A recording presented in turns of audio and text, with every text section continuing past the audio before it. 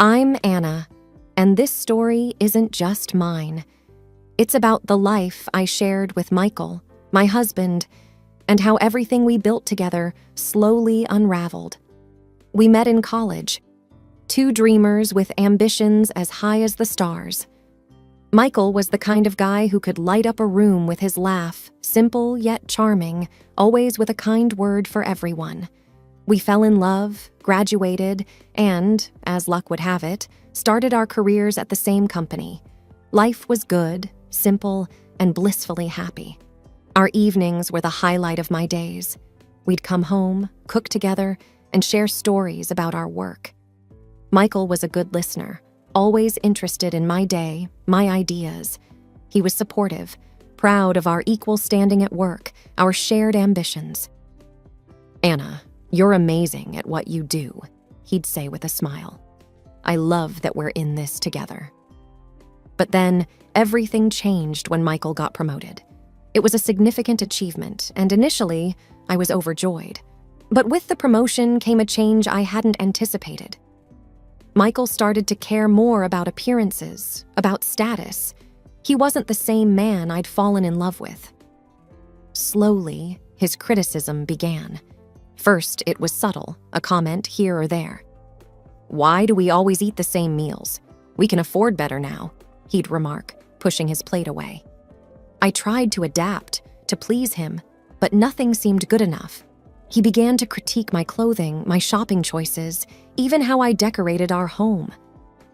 "Why do you always buy the cheapest brands? We're not college students anymore, Anna," he'd say, his voice laced with annoyance. I felt a growing distance between us, a chasm that I didn't know how to bridge. The man I loved, who once found joy in our simple life, was now obsessed with wealth and status. One evening, after I returned from grocery shopping with more budget-friendly items, Michael's frustration boiled over. "Anna, this isn't acceptable. You're still dressing and shopping like we're on a tight budget. You don't match my status," he said coldly, his words cutting through me like a knife. His words lingered in the air, marking the end of our simple, happy days.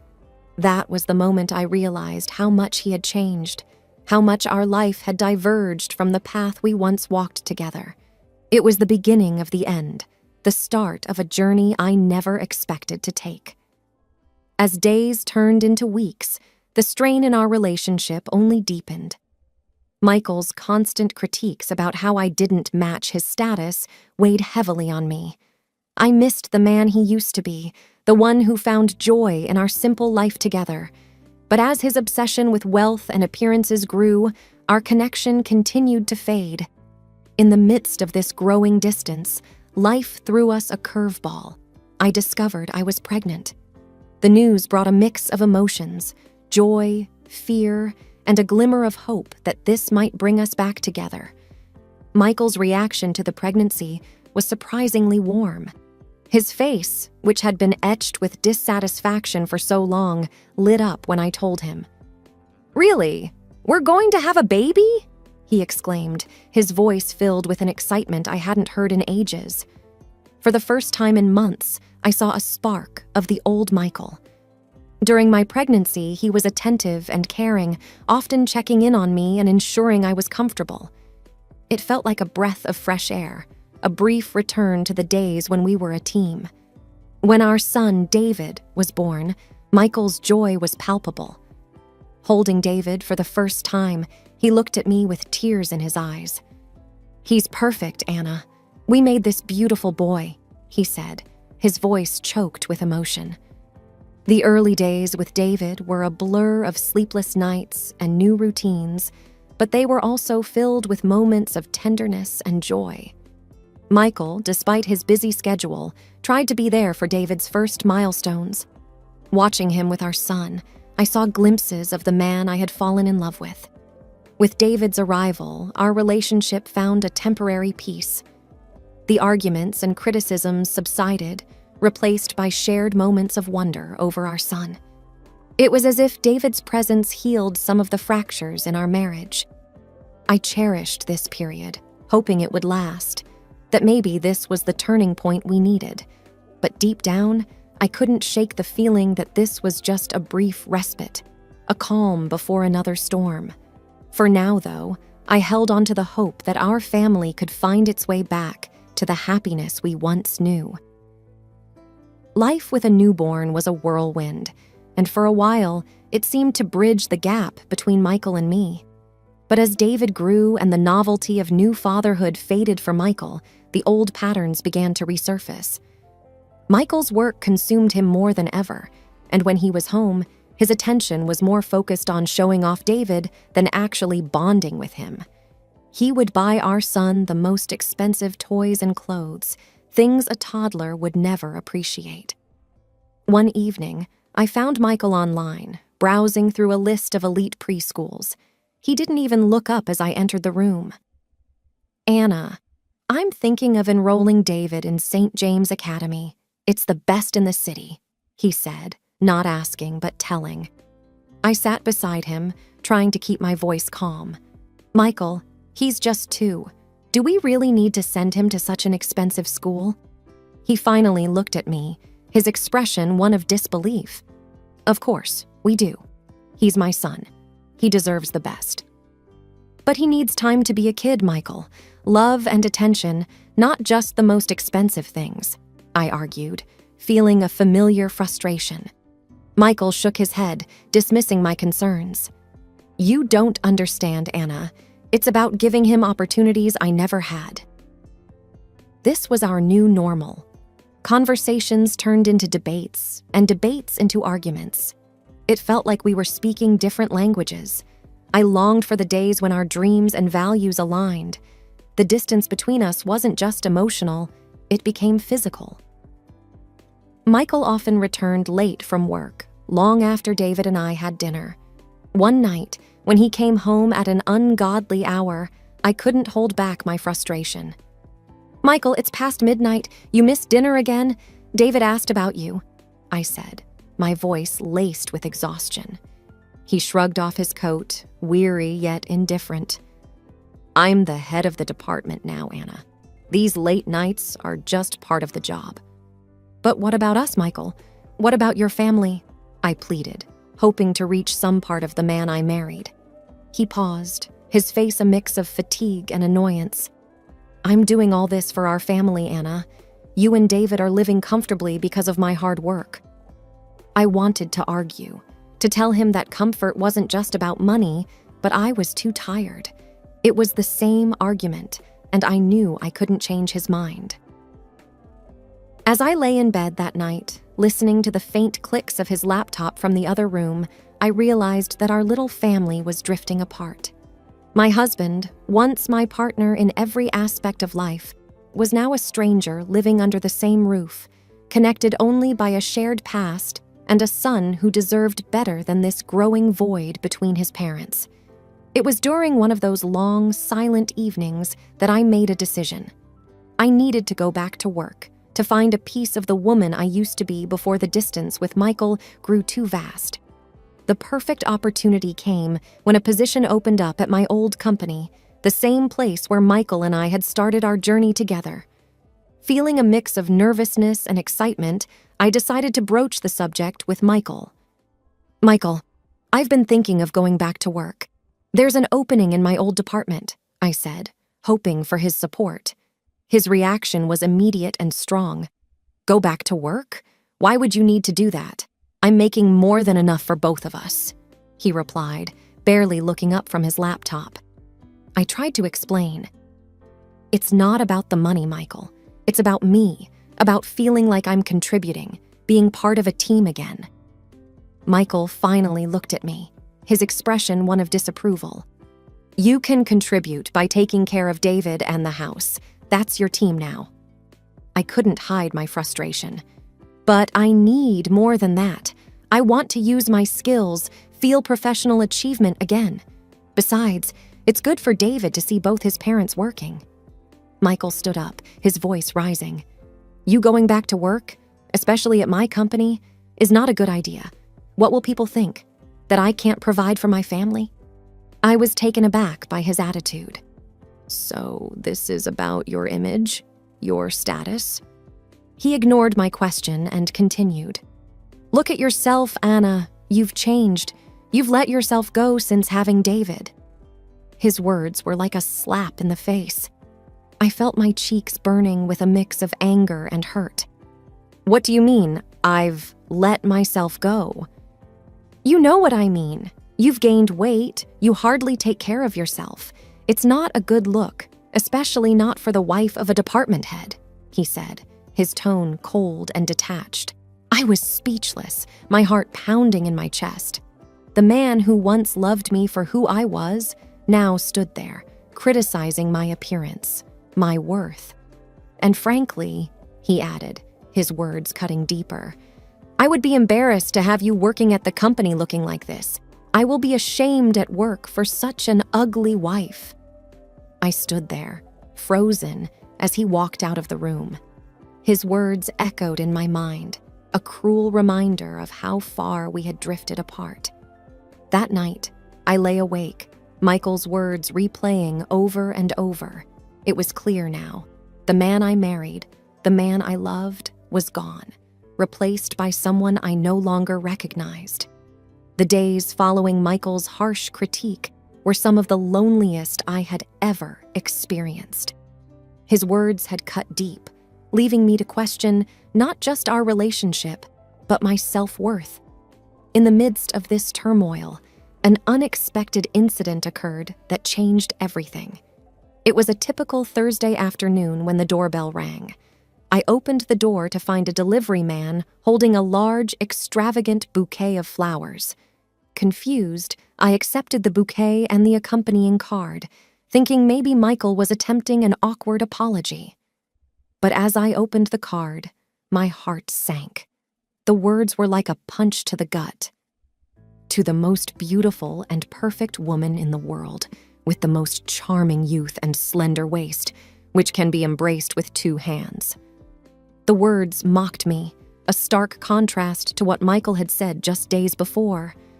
I felt a mix of anger and humiliation wash over me. This wasn't for me. It couldn't be. It was then I noticed the mistake in the address. The bouquet was meant for someone else. As I stood there trying to process this, my phone rang. It was Michael's new secretary, a young girl who had just started working for him. Michael had mentioned her once, laughing about how she was still studying and often mixed things up. "Mrs. Smith, I'm so sorry. I think I've made a terrible mistake," she said, her voice anxious. "What mistake?" I asked, though I already had an idea. "The flowers.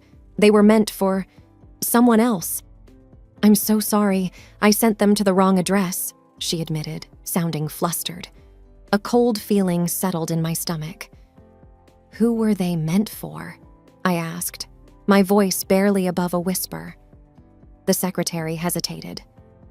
I don't know her name. I'm just asked to send flowers and gifts sometimes. Please don't tell Mr. Smith I called." After we hung up, I stood in the middle of the living room, the unfaithful bouquet mocking me from the table. The realization of Michael's betrayal hit me hard. I felt a mix of anger, sadness, and disbelief. Without a second thought, I packed a bag for myself and David. I grabbed some of his favorite toys, his clothes, and the essentials. I couldn't stay in that house a moment longer, surrounded by the life I thought we had, which now felt like a lie. I left a note for Michael on the kitchen counter. I didn't wait for him to come home to offer excuses or explanations. I took David, who was confused but excited for an impromptu visit to Auntie's house, and left. Driving to my sister's place, I felt a strange mix of relief and heartache. The life I had known was crumbling, but I knew I needed to get away, to find some space to think and to protect David from the fallout. That evening, as I sat in my sister's living room, lost in thought, Michael showed up unexpectedly. He looked frantic, a stark contrast to his usual composed self. "Anna, why did you leave? Why did you take David?" he asked, his voice tinged with a mix of concern and anger. I confronted him directly. "Why? Maybe because of the bouquet sent to your mistress, mistakenly delivered to your wife," I said, my voice steady but filled with hurt. Michael's face fell. That was a misunderstanding. The secretary, she made a mistake. I swear, there's nothing going on. I looked at him, trying to find a hint of the truth in his eyes, but all I saw was desperation. A mistake? Is that your best explanation? Before he could respond, I pulled out a packet of photos and laid them on the table. Then how do you explain these, Michael? His eyes widened as he looked at the photos of him with a young woman, clearly more than just colleagues. Where did you get these? He stammered. I hired a private detective. He's been very thorough. Did you know she's the wife of your business partner? I asked, watching as the color drained from his face. Michael looked like he'd been punched in the gut. You can't let these get out. It'll ruin everything, he pleaded, his voice barely above a whisper. I felt a bitter laugh escape me. Ruin everything? What about us, Michael? What about our family? He reached out, but I pulled away. Anna, please, I'm begging you, forgive me. I can fix this. But it was too late for apologies, too late for forgiveness. Forgive you after you've lied and cheated? I can't, Michael, I won't. I'm filing for divorce, and these photos, they'll ensure I get what David and I deserve. Michael looked defeated, his shoulders slumping as the reality of the situation hit him. Anna, please. But I had made up my mind. No, Michael, you've made your choice. Now I'm making mine. As he left, I knew that this was the end of our marriage. The evidence in my hands was more than just proof of his infidelity. It was the key to a new beginning for me and David. The road ahead would be hard, but I was determined to rebuild our lives, free from lies and betrayal. The following weeks were a blur of legal meetings and tough decisions. I had initiated the divorce proceedings, armed with the evidence of Michael's infidelity. Despite the turmoil, there was a sense of determination within me. I was fighting not just for my own dignity, but for a better future for David. One afternoon, I met with my lawyer to discuss the details of the divorce. We have a strong case, Anna. The evidence you provided is more than enough to ensure a favorable outcome for you and David, she said, her voice confident. I nodded, feeling a mix of relief and sadness. I just want this to be over. I want to ensure that David is taken care of. My lawyer assured me, we'll make sure of that. You'll have custody, and with Michael's position, child support won't be an issue. As the days passed, the reality of my new life began to set in. I was going to be a single mother, a role I never anticipated. But I also felt a growing sense of empowerment. I was making decisions, standing up for myself and my son. The final hearing was a tense affair. Michael and I sat on opposite sides of the courtroom, the air thick with unspoken words. When the judge granted the divorce, citing Michael's infidelity, I felt a weight lift off my shoulders. I was officially free from a marriage that had become a source of pain and betrayal. Outside the courtroom, Mikhail approached me. Anna, I'm sorry. I never wanted it to end like this, he said, his voice laced with defeat. I looked at him, seeing the man I once loved, now a stranger. It didn't have to be this way, Michael, but you made your choices. He nodded, a look of resignation on his face. I just hope one day you can forgive me, for David's sake. I took a deep breath. I'll always do what's best for David. But as for us, there's nothing left to say. Walking away from the courthouse, I felt a sense of closure. The divorce was not just the end of my marriage, but the beginning of a new chapter. I had stood up for myself, fought for what was right, and in the end, I had come out stronger. The finalization of the divorce marked the start of a new chapter in my life. It was a time of rebuilding, not just for me, but for David as well. We had both been through so much, and now it was time to look forward to a future that was ours to shape. One sunny afternoon, as David played in my sister's backyard, I sat with her on the porch, a cup of coffee in hand. "You know, I never thought I'd be here, starting over like this," I said, watching David chase butterflies. My sister, always my rock, smiled at me. "But you're not just starting over, Anna. You're starting fresh. There's a difference. You're stronger now, more aware of what you want and don't want." I nodded, feeling the truth in her words. "Yeah, I guess you're right. It's all so overwhelming at times." She reached over, squeezing my hand. "It's going to be okay. You've got this, and you've got us, always." I smiled, grateful for her support. "Thanks. I don't know what I'd do without you." As the days turned into weeks, I began to find my footing again. I returned to work, where I was greeted with warmth and understanding. It felt good to be back, to be productive and to engage with colleagues who respected and valued me. David, too, was adjusting. He missed his father, but we made sure he had regular visits. I wanted to ensure that, despite everything, he had a relationship with Michael. After all, whatever had happened between Michael and me, he was still David's dad. One evening, as I tucked David into bed, he looked up at me with his big, innocent eyes. "Mommy, are you happy?" he asked, his voice soft. I kissed his forehead, feeling a surge of love for my little boy. "Yes, David, I am.